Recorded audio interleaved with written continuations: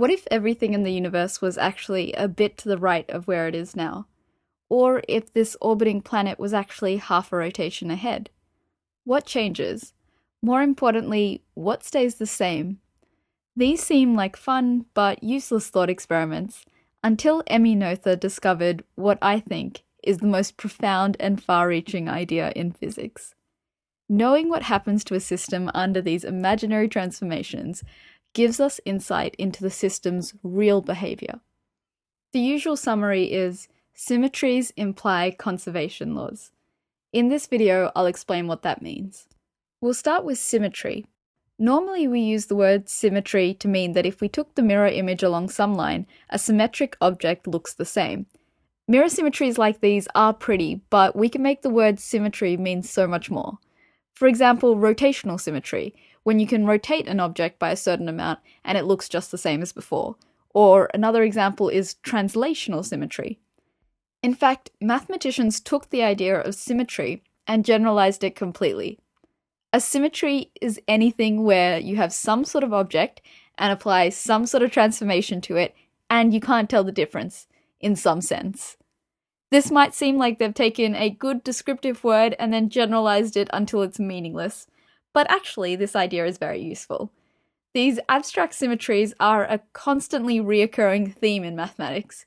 In fact, the study of symmetry helped motivate one of the most important fields of modern mathematics, called abstract algebra. Emmy Noether was an expert in symmetry, having developed foundational concepts in abstract algebra. It was during a small pause from her extremely influential mathematical career that she thought about physics. She wondered if she could apply the idea of symmetry to the world, and that's what led her to her beautiful theorem. This is the symmetry that she considered. The object is some system, a part of the universe. It could be a thing someone's throwing, or a particle in a void, or maybe some binary stars, or, if you want, the whole universe. Then you transform it. For example, you could rotate it by some angle lambda, or shift it up or down by lambda, or stretch all the distances by lambda. Now we're interested in if this system is the same in some sense. Noether decided the interesting thing to check is if the total energy of the objects would be the same. So we say that a system has a symmetry under a transformation if the total energy of the objects didn't change after that transformation. For example, if I had a particle all by itself and then compared it to a shifted version, clearly the energies are the same, so this system is translationally symmetric.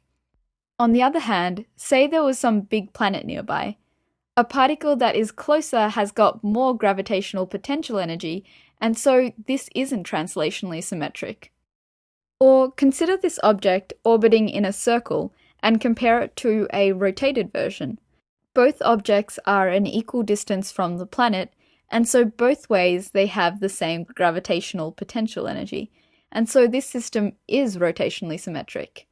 So that's the symmetry part of Noether's theorem. Now let's look at conservations. If you've ever studied physics, for example at school, you'll know how important these things called conservation laws are. It means that if you have a bunch of things and you counted up their total momentum, let's say, then you let them go for any amount of time and counted the momentum again, it would be the same number. Technically, you can do physics without ever needing to use these conservation laws, but sometimes you'll be given some insane problem that looks like you shouldn't be able to solve, at least not very easily, but if you invoke the magical conservation laws, your answer just falls out. Conservation laws aren't just useful in classical physics either, they help out in quantum mechanics and really all of modern physics. I used to not like using conservation laws because they can make it seem too easy. As in, I'd get the solution with so little work that it really felt like magic, and so I didn't feel like I understood why it worked. After all, I didn't understand why energy is conserved or why momentum is conserved, and so if I used one of those to solve a problem, then clearly I didn't understand the solution. Noether's theorem is powerful because it tries to explain where conservations come from. So let me go back to an example. I said that momentum is conserved, but this is kind of not always true. If I chose my system to be a ball rolling on the ground, we all know that eventually it stops. Or if I drop something, it gets faster and faster.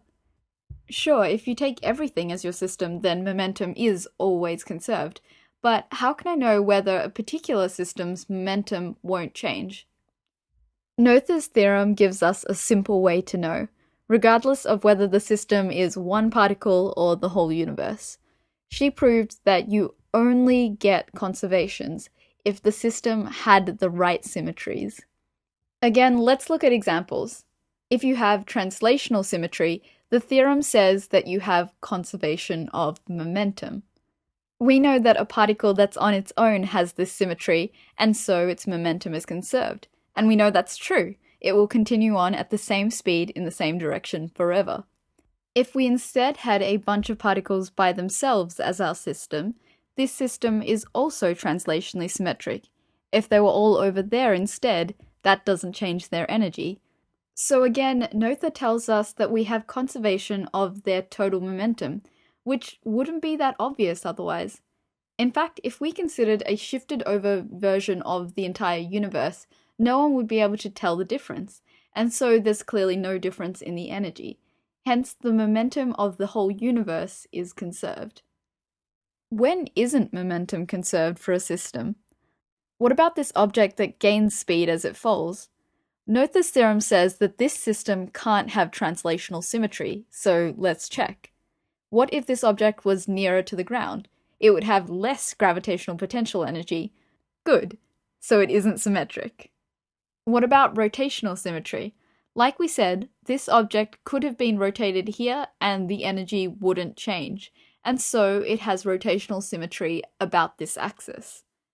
We also know it has angular momentum in this direction, and that it goes at the same speed the whole way around, and so its angular momentum is constant, in other words, conserved. And this is what Noether's theorem predicts, that if you have rotational symmetry about one axis, then the angular momentum in that direction is conserved. So one last example, and this one is a weird one. We've talked about translating in space and in angle, but what about translating in time? In other words, you have a system doing something at a particular moment, and then you compare it to the same system sometime later. If it has the same energy, then it is time translation symmetric. What does Noether say is conserved then? It's the energy. I know that's a bit circular here, but it's more important when we come to quantum mechanics, so I had to mention this one. Noether didn't just come up with these three examples. Instead, she gave us a mathematical way to turn any symmetry into a conservation, and vice versa. See, these conserved quantities are called the generators of these transforms, and you can calculate what the generator is for any transformation that you come up with. If I encountered some exotic system and noticed it was symmetric under some transformation, there is a mathematical way for me to calculate what's conserved. There's also a converse. Say I notice some mysterious new quantity is conserved in some system I'm interested in. Noether's theorem says that that conservation is from some symmetry, and the conserved quantity is the generator of that transformation, so I can calculate what that transformation was. That's very powerful, but the theorem is amazing because it is just as beautiful as it is useful. Symmetries appeal to us and seem natural. We think it makes sense that if the universe was shifted or rotated, that nothing should change. There's no difference between here and there. So showing that symmetry and conservation laws are equivalent shows that conservation laws must be just as natural. Homework this time is pretty gentle. I want you to let me know what you think of this idea. Have you heard of it before? Maybe you've heard about things like supersymmetry in physics. Try and find out how that's related to this.